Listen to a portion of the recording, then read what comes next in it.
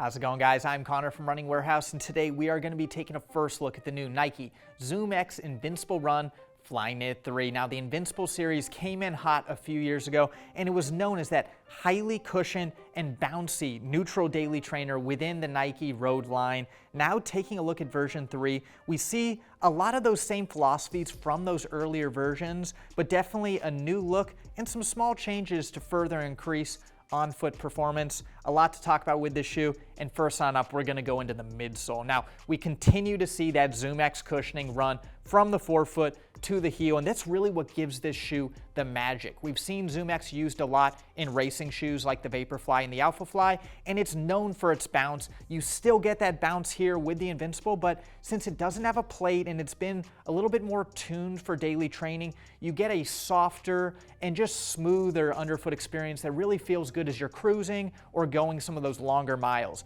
Now, with version 3, we do have some geometry changes that are going to provide a much more propulsive experience as you're going through toe off, and this should just provide a much more fun underfoot experience, especially if you do decide to pick up the pace a little bit. Now, another thing worth noting with this shoe is the inherent stability. I know a lot of people in the last couple versions said maybe it wasn't quite stable enough. Nike has come back and done some sculpting in the midsole. They've created a little bit more straight last, and it's got slightly wider net bases. So the shoe is, just from initial try on, a much more inherently stable feel.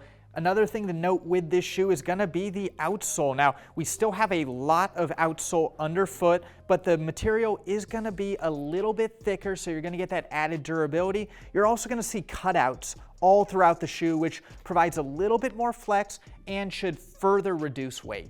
Finishing this shoe off, we've got an all-new Flyknit design that definitely just at first take looks a lot sleeker. You've got some embedded yarn that really works in the midfoot to provide a nice and snug fit. And then you're also going to get some nice hits in the heel, some cues to the Vaporfly with that really comfortable heel fit that's soft and cushioned.